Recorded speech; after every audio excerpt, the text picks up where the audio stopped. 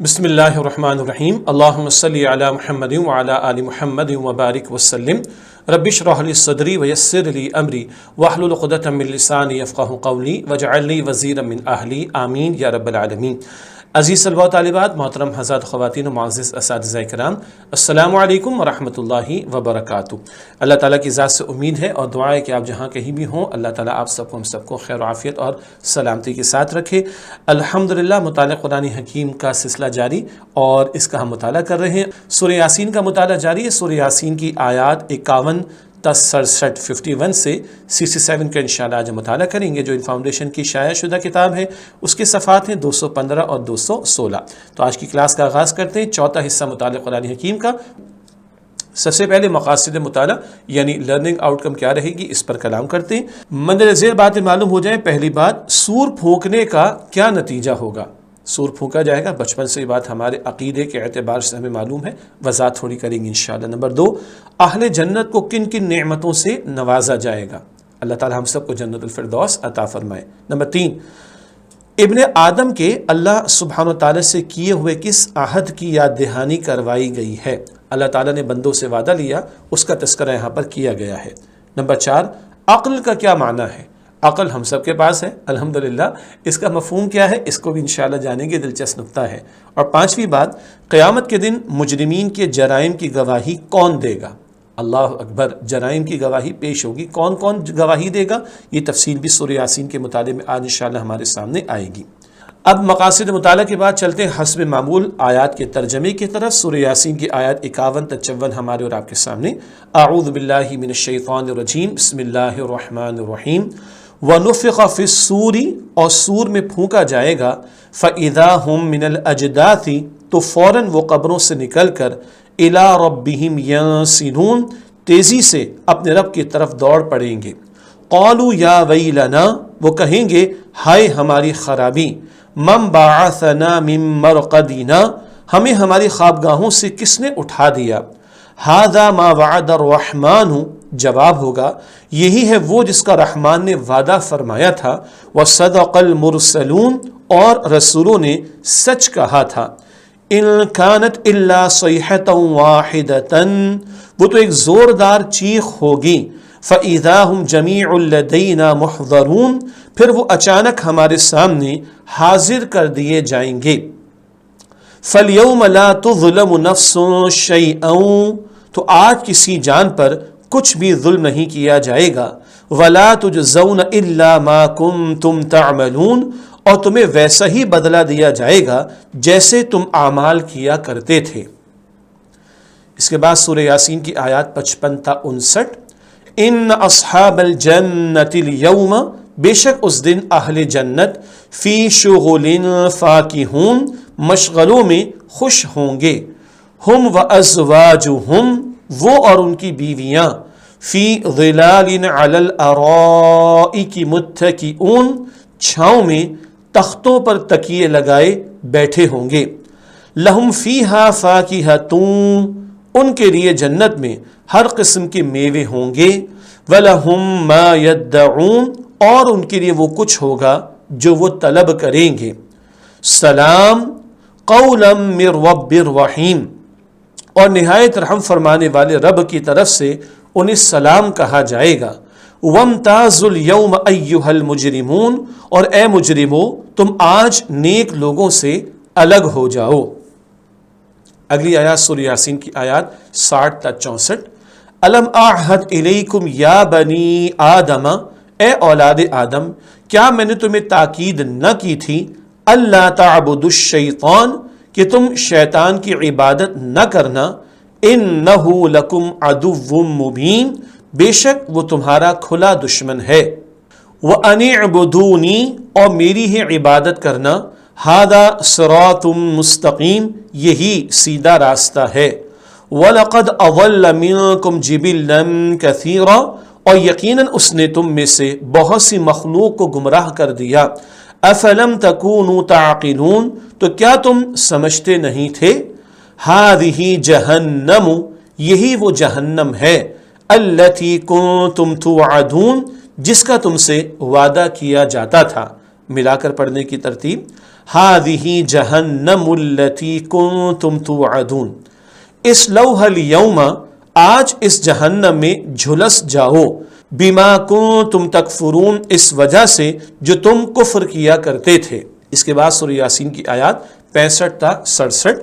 अल-यौम नख्तिमु अला अफवाहिहिम, आज हम उनके मुंहों पर मोहर लगा देंगे, व तुकल्लिमुना ऐदीहिम, और उनके हाथ हमसे बातें करेंगे, व तशहदु अर्जुलुहुम, और उनके पांव उसकी गवाही देंगे, बिमा कानू यक्सिबून, जो कुछ वो किया करते थे।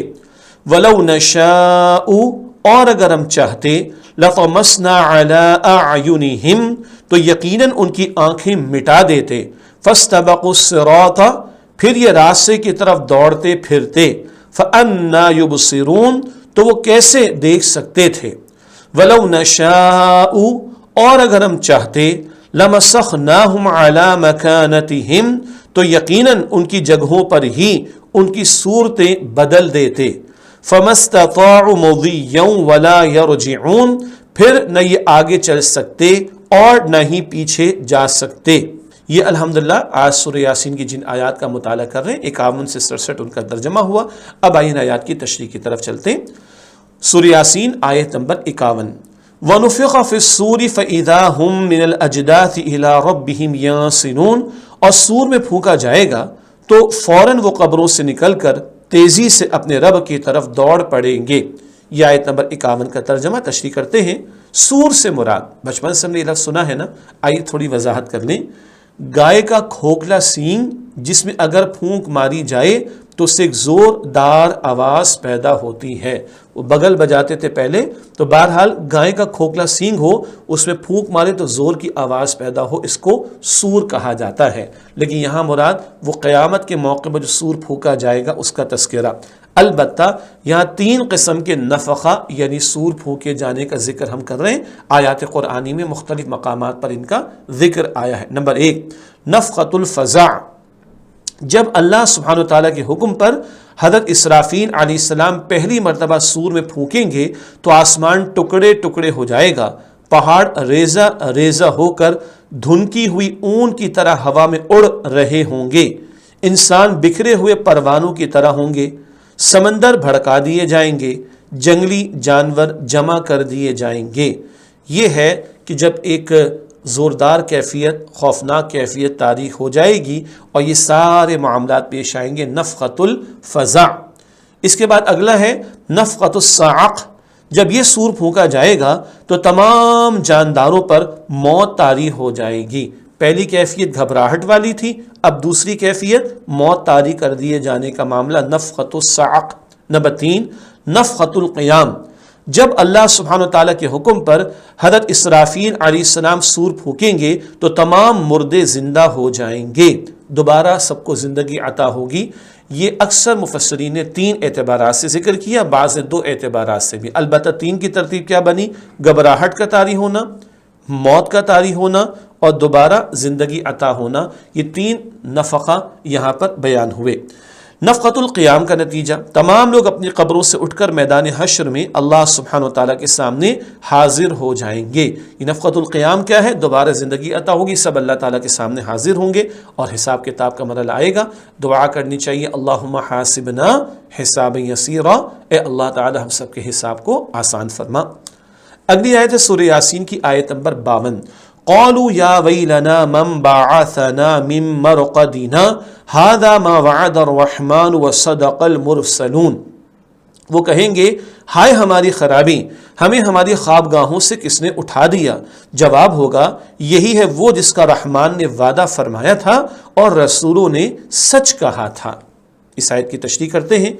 क़यामत के दिन की शिद्दत, उस दिन मुजरिम कहेंगे कि हाय अफसोस, किसने हमारी ख्वाबगाहों से उठा दिया। यानी उन्हें कब्र का अज़ाब क़यामत के दिन के अज़ाब के मुकाबले में मामूली महसूस होगा। एक बात तो हम जानते हैं, कब्र में राहत भी है, अल्लाह हम सबको अता फरमाए, और कब्र में अज़ाब भी है ज़ालिम और मुजरिमों के लिए, अल्लाह उससे हम सबकी हिफाजत फरमाए। कब्र का अज़ाब भी बहुत शदीद है, लेकिन क़यामत की हौलनाकियाँ उससे ज़्यादा शदीद हैं। تو جب اٹھایا جائے گا اور مجرمین ہوں گے وہ لوگ تو کہیں گے ہماری خوابگاہوں سے کس نے اٹھا دیا۔ قیامت کی ہولناکیاں اس قدر شدید ہوں گی کہ ان کے مقابلے میں قبر کا بڑا عذاب، شدید عذاب ہلکا لگے گا کہ شاید وہاں آرام میں تھے۔ اللہ ہم سب کو قبر کے عذاب سے بھی بچائے، اللہ ہم سب کو قیامت کی ذلت اور رسوائی اور ہولناکی سے بھی محفوظ فرمائے۔ وعدے سے مراد قیامت کے دن دوبارہ زندہ ہونا، حساب کتاب ہونا، جزا اور سزا پانا، یہ وعدے اللہ نے دیے تھے کتابوں کے ذریعے سے، پیغمبروں کے ذریعے سے، اور یہ وعدے سچے ہیں اور یہ سب کچھ ہو کر رہے گا، یعنی قیامت کا برپا ہونا اور لوگوں کو دوبارہ کھڑا کیا جانا۔ اگلی آیت سورہ یاسین کی آیت نمبر 53، إِن كَانَتْ إِلَّا صَيْحَةً وَاحِدَةً فَإِذَا هُمْ جَمِيعٌ لَدَيْنَا مُحْضَرُونَ، وہ تو ایک زوردار چیخ ہوگی پھر وہ اچانک ہمارے سامنے حاضر کر دیے جائیں گے۔ یہ آیت نمبر 53 کا ترجمہ ہے۔ تشریح کرتے ہیں اس آیت کی۔ نفخۃ القیامہ کی کیفیت اور نتیجہ، سارے لوگ زندہ کیے جائیں گے اس وقت کا موقع، وہ بس ایک زور کی آواز ہوگی، تمام لوگ دوبارہ زندہ ہو کر اللہ سبحانہ وتعالیٰ کے حضور پیش ہو جائیں گے۔ قرآن حکیم میں دیگر کئی مقامات پر دوبارہ زندہ ہو کر اللہ سبحانہ وتعالیٰ کے سامنے پیش ہونے کا ذکر فرمایا گیا ہے۔ یہ بات تو بار بار قرآن حکیم میں آئی ہے، جیسے کہ ارشاد فرمایا گیا، پس وہ تو صرف ایک ہی ڈانٹ ہوگی، پس یخلخت وہ زمین کے اوپر موجود ہوں گے۔ یہ بات سورۃ النازعات کی آیات 13 اور 14 میں آتی ہے۔ اور فرمایا، اور قیامت کا معاملہ نہیں ہے مگر آنکھ جھپکنے کی طرح، یا وہ اس سے بھی زیادہ قریب ہے۔ سورۃ النحل آیت نمبر 77 میں یہ بات آئی۔ تو قیامت کا برپا ہونا بار بار قرآن کریم میں ذکر کیا گیا اور سب لوگ دوبارہ اللہ کے سامنے حاضر ہوں گے، یہ بات بھی بار بار قرآن پاک میں بیان کی گئی۔ اور ہر نماز کی حرکت میں ہم دہراتے ہیں نا، مالکی یوم الدین، اللہ سبحانہ وتعالیٰ بدلے کے دن کا مالک ہے۔ اگلی آیت سورہ یاسین کی آیت نمبر 54، فَالْيَوْمَ لَا تُظْلَمُ نَفْسٌ شَيْئًا وَلَا تُجْزَوْنَ إِلَّا مَا كُنتُمْ تَعْمَلُونَ، تو آج کسی جان پر کچھ بھی ظلم نہیں کیا جائے گا اور تمہیں ویسا ہی بدلہ دیا جائے گا جیسے تم اعمال کیا کرتے تھے۔ یہ آیت نمبر 54 کا ترجمہ تشریح کرتے ہیں۔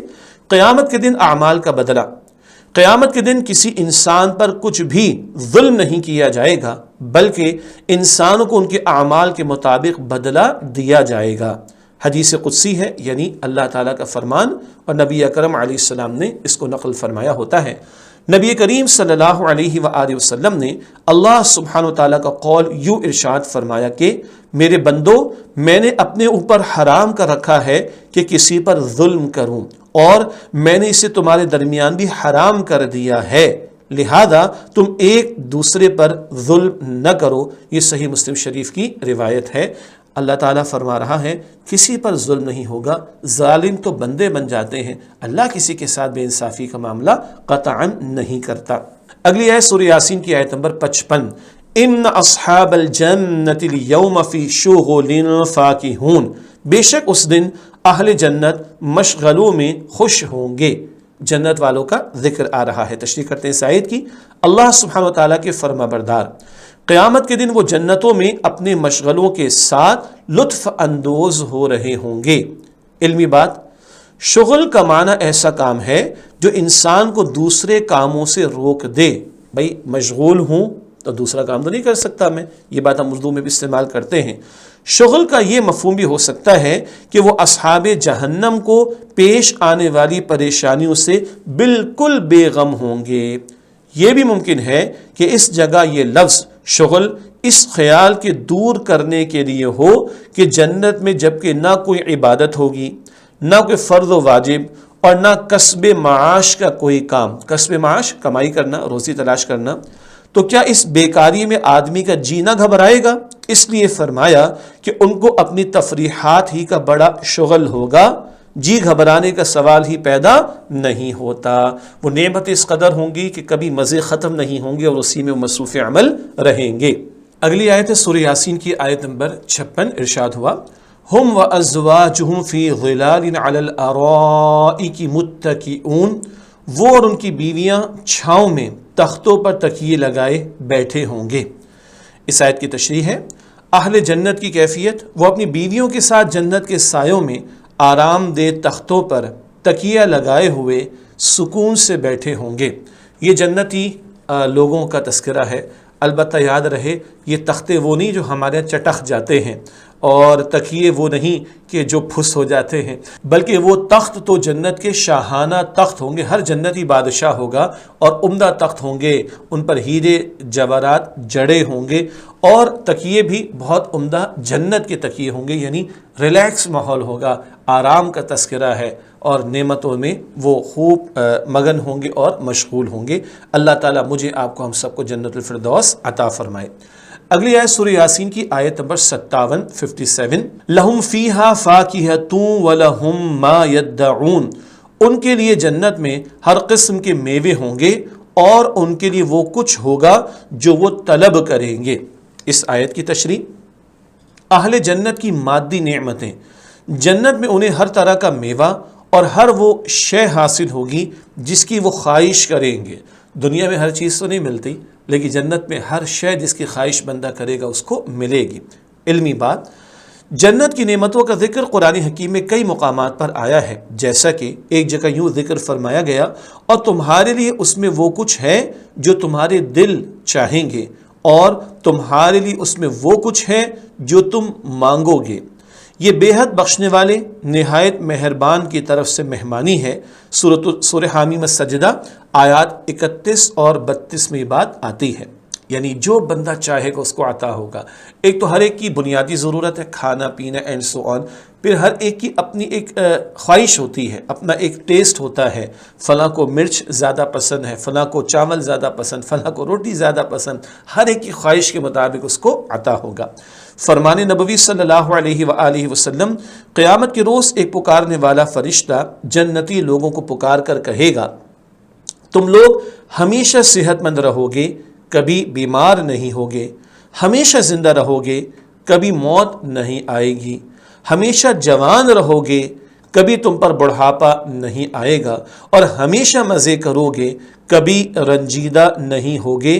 یہ صحیح مسلم شریف کی روایت ہے۔ سبحان اللہ، ہمیشہ ہمیشہ کی زندگی، ہاں دنیا میں بیماری بھی آ جاتی ہے، بڑھاپا بھی آ جاتا ہے، موت بھی آ جاتی ہے، جنت میں ایسا کچھ نہیں ہوگا۔ جنت والے ہمیشہ ہمیشہ وہاں رہیں گے اور ہمیشہ ہمیشہ جنت کی نعمتوں سے فائدہ اٹھائیں گے۔ اللہ ہم سب کو جنت الفردوس عطا فرمائے۔ اگلی آیت سورہ یاسین کی آیت نمبر 58 سلام قولا من رب الرحیم، اور نہایت رحم فرمانے والے رب کی طرف سے انہیں سلام کہا جائے گا۔ اس آیت کی تشریح، اہل جنت کو ملنے والی عظیم نعمت، اہل جنت کو نہایت رحم فرمانے والے اللہ سبحانہ وتعالیٰ کی طرف سے سلام کہا جائے گا۔ اللہ سبحانہ وتعالیٰ فرمائے گا، السلام علیکم یا اہل الجنہ۔ یہ ابن ماجہ شریف میں حدیث مبارک میں ذکر آیا، اللہ سلام کہے گا جنت والوں کو۔ اللہ اکبر۔ نبی کریم صلی اللہ علیہ وآلہ وسلم نے وضاحت کرتے ہوئے فرمایا کہ جنتی اپنی جنتوں کی راحتوں سے لطف اندوز ہو رہے ہوں گے کہ اوپر کی جانب سے ایک نور چمکے گا، وہ اپنی نعمتوں میں مشغول ہوں گے، جنت کی جو نعمتیں ہوں گی، اوپر کی جانب سے ایک نور چمکے گا۔ یہ سب لوگ اپنا سر اوپر اٹھا کر دیکھیں گے تو اللہ سبحانہ وتعالیٰ کا نور دیکھنے کا شرف حاصل کریں گے۔ وہ اللہ سبحانہ وتعالیٰ کا بغیر کسی حجاب اور پردے کے براہ راست دیدار کریں گے، اور اللہ سبحانہ وتعالیٰ ان پر نظر کرم فرمائے گا۔ سلام قول برب الرحیم سے یہی مراد ہے، اللہ سبحانہ وتعالیٰ نظر کرم فرمائے گا، سلام کہے گا جنت والوں کو۔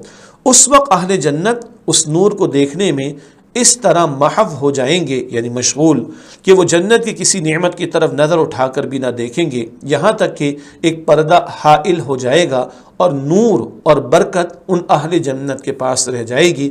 سنن ابن ماجہ میں، دارقطنی میں اور دیگر احادیث کی کتب میں یہ روایت آئی ہے۔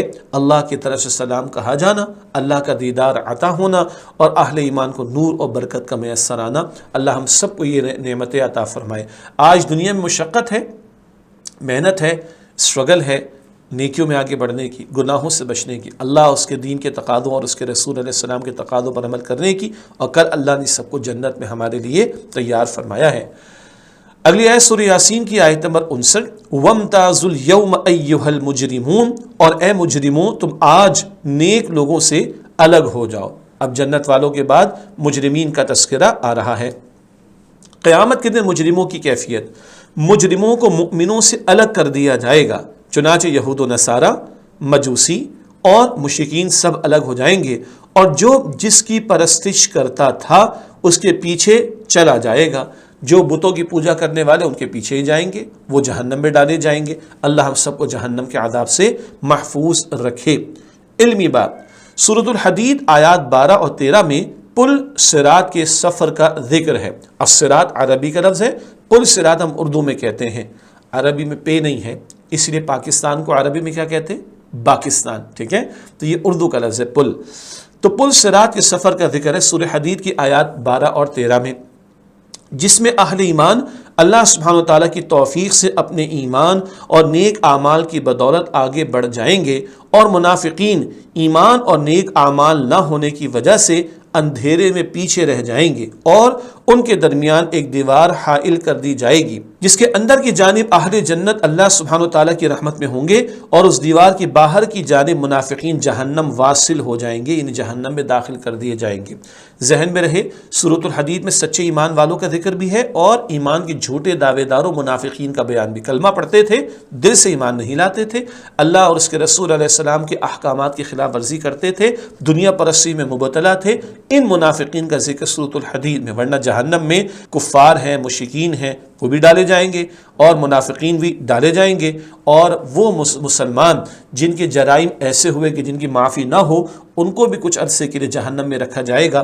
اللہ تعالی ہم سب کو جہنم کے عذاب سے محفوظ فرمائے۔ اگلی آیت سورہ یاسین کی آیت نمبر 60، الم اعہد الیکم یا بنی آدم الا تعبدوا الشیطان انہ لکم عدو مبین۔ اے اولاد آدم، کیا میں نے تمہیں تاکید نہ کی تھی کہ تم شیطان کی عبادت نہ کرنا؟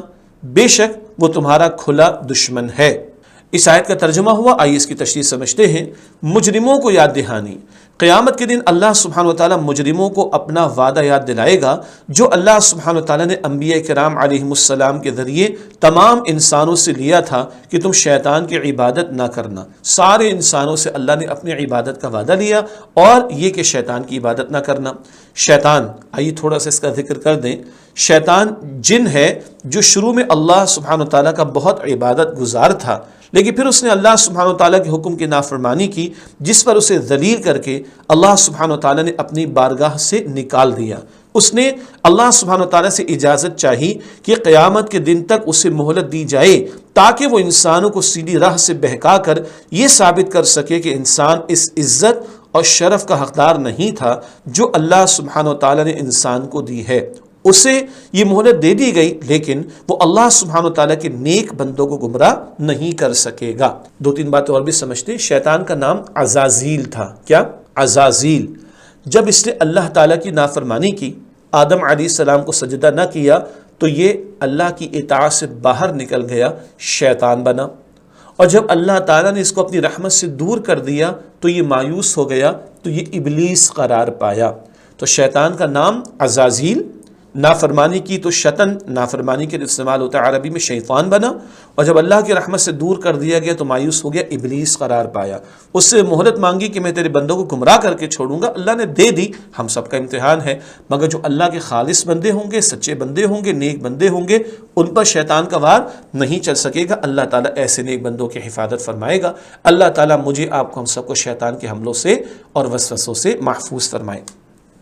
اگلی آیت سورہ یاسین آیت نمبر 61، وَأَنِ اعْبُدُونِی هَذَا صِرَاطٌ مُسْتَقِیمٌ، اور میری ہی عبادت کرنا یہی سیدھا راستہ ہے۔ اس آیت کی تشریح، انسانوں سے عہد، اللہ سبحانہ وتعالیٰ نے تمام انسانوں سے عہد لیا تھا کہ وہ صرف اللہ سبحانہ وتعالیٰ کی عبادت کریں۔ اب اس کی تھوڑی وضاحت کرتے ہیں کہ سیدھا راستہ سے کیا مراد۔ سیدھا راستہ اللہ سبحانہ وتعالیٰ کی بندگی کرنا ہی سیدھا راستہ ہے، جس کو ہم صراط مستقیم کہتے ہیں، وہ ہے اللہ تعالیٰ کی بندگی کرنا، جس پر اس کے انبیاء کرام، صدیقین، شہداء اور صالحین چلتے رہے۔ یہ نیک لوگوں کے گروہوں کا ذکر ہے۔ ہمیں بھی ان کے راستے کی پیروی کرنی چاہیے، کیونکہ یہ اللہ سبحانہ وتعالیٰ کے انعام یافتہ بندوں کا راستہ ہے۔ انعام یافتہ ذکر یاد آ گیا، الفاظ یاد آئے، صراط الذین انعمت علیہم۔ انعام یافتہ لوگ کون ہیں؟ انبیاء، صدیقین، شہداء، صالحین۔ سورہ فاتحہ میں یہ بات ہم پڑھ چکے ہیں۔ علمی بات، بندے کے لیے اللہ سبحانہ وتعالیٰ کی رحمت اور قرب حاصل کرنے کا آسان ترین اور مختصر ترین راستہ وہ صراط مستقیم ہے جو قرآن حکیم اور سنت رسول صلی اللہ علیہ وسلم سے معلوم ہوتا ہے۔ اگلی آیت ہے سورہ یاسین کی آیت نمبر 62۔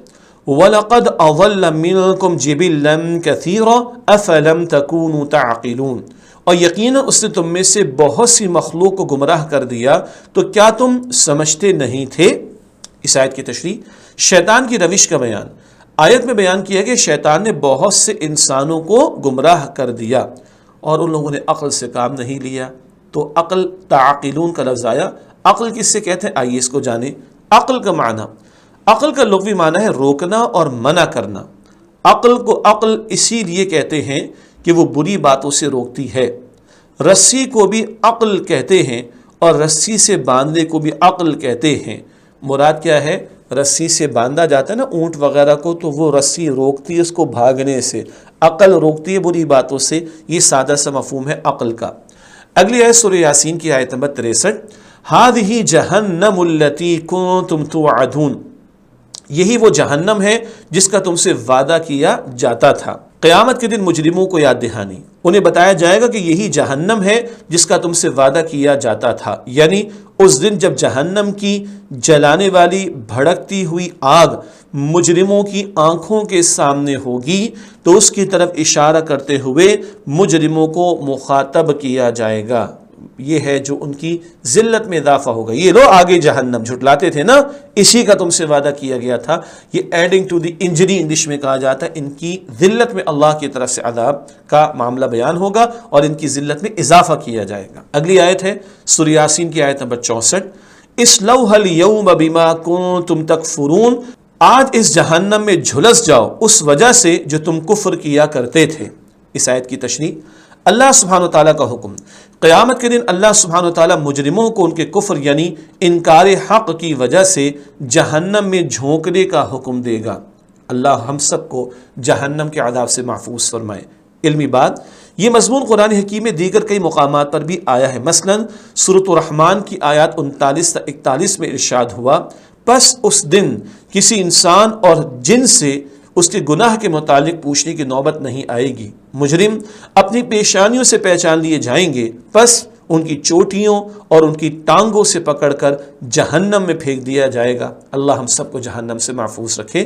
دوسری جگہ ارشاد ہوا، جس دن انہیں جہنم کی آگ کی طرف سختی سے دھکیلا جائے گا، کہا جائے گا یہی ہے وہ آگ جسے تم جھٹلاتے تھے، تو کیا یہ جادو ہے یا تم نہیں دیکھ رہے؟ یہ بات سورہ طور آیات 13 تا 15 میں آئی، جا بجا ذکر آیا۔ اللہ ہم سب کو جہنم کے عذاب سے محفوظ فرمائے۔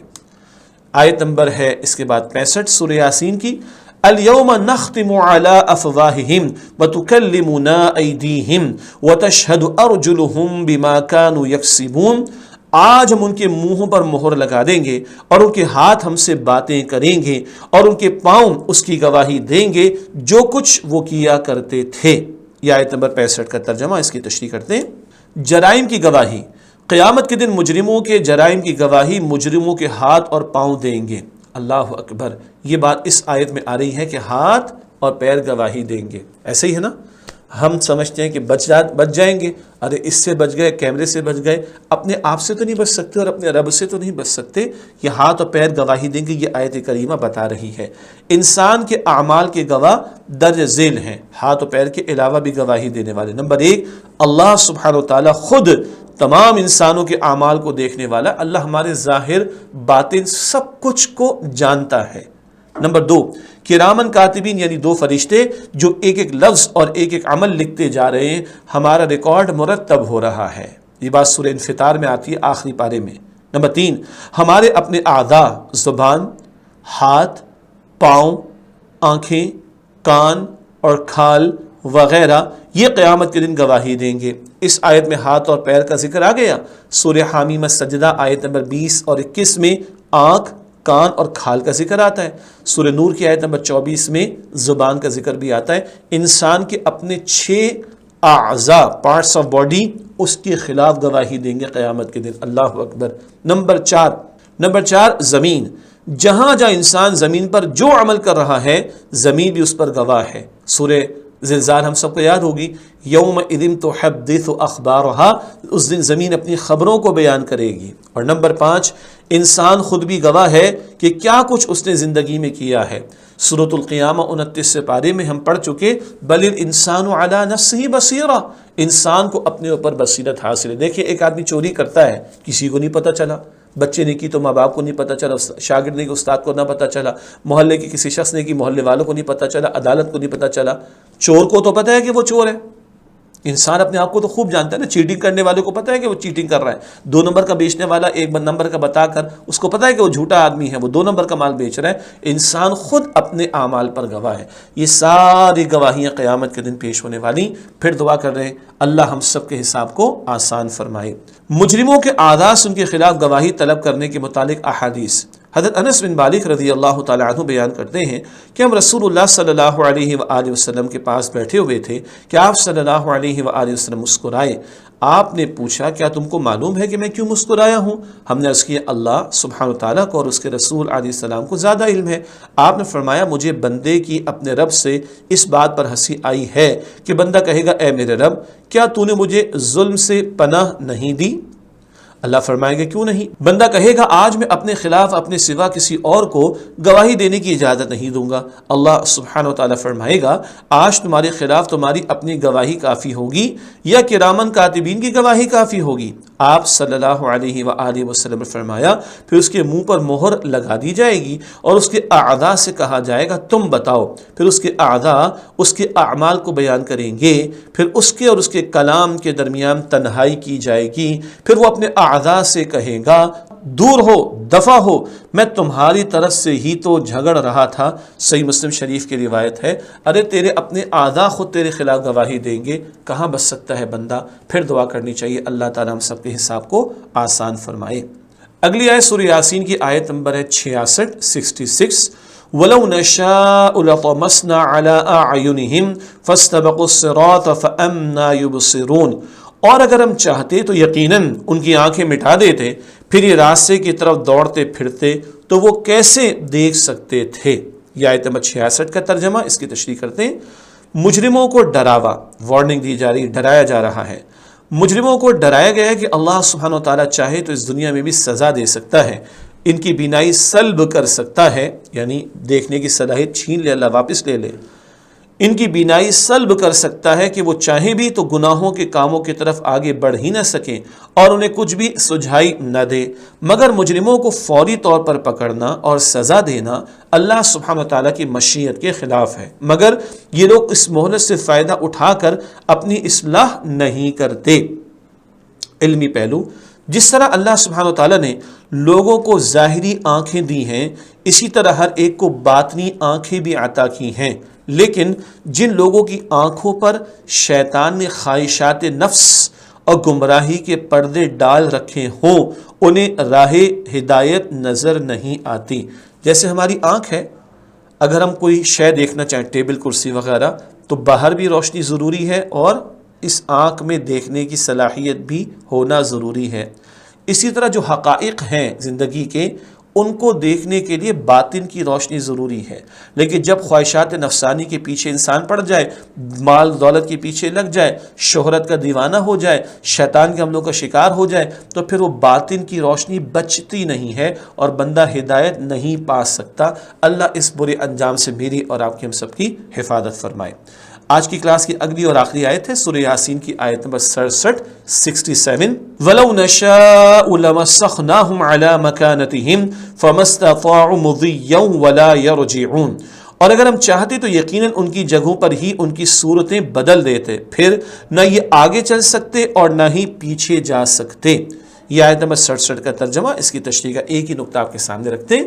مجرمین کو مزید تنبیہ، مجرموں کو ڈرنا چاہیے کہ اللہ سبحانہ وتعالیٰ ان کی صورتیں بگاڑ دے یا مسخ کر دے، ان کا حلیہ ہی بگاڑ کر انہیں بندر، خنزیر یا پتھر وغیرہ بنا دے اور وہ پھر کسی کو منہ دکھانے کے قابل ہی نہ رہیں۔ پچھلی قوموں کو اللہ نے عذاب دیا تو ان کو بندر اور خنزیر بھی بنایا، قرآن کریم میں اس کا ذکر آتا ہے۔ ساتھ ہی اگر اللہ سبحانہ وتعالیٰ چاہے تو ان پر فالج گرا کر ان کو اپاہج بنا سکتا ہے کہ اپنی جگہ سے حرکت کر ہی نہ سکیں، نہ آگے بڑھ سکے، نہ پیچھے جا سکیں، بس اپنی جگہ پر ایڑیاں رگڑتے مر جائیں، پھر وہ کہاں جا سکتے ہیں؟ اللہ اس بات پر قادر ہے، دنیا میں عذاب دے، مٹا دے، خنزیر بنا دے، بندر بنا دے، اپاہج کر دے، اللہ ہر بات پر قادر ہے۔ یہ ڈراوا اللہ مجرمین کو دے رہا ہے۔ اللہ تعالیٰ اپنی ذات کی خشیت و خوف مجھے اور آپ کو عطا فرمائے، اور ہم سب کو گناہوں سے بچنے کی حتی الامکان محنت کی توفیق عطا فرمائے۔ آج کی کلاس مکمل ہوئی، اور اسی کے ساتھ اجازت چاہتے ہیں اس دعا کے ساتھ کہ اللہ تعالیٰ میری، آپ کی، ہم سب کی، ہمارے گھر والوں کی، تمام مسلمانوں کی مغفرت فرمائے، اور اللہ تعالیٰ ہم سب کو قرآن پاک سے تعلق کی مزید مضبوطی عطا فرمائے، آمین یا رب العالمین۔ وآخر دعوانا ان الحمد للہ رب العالمین۔ السلام علیکم ورحمۃ اللہ وبرکاتہ۔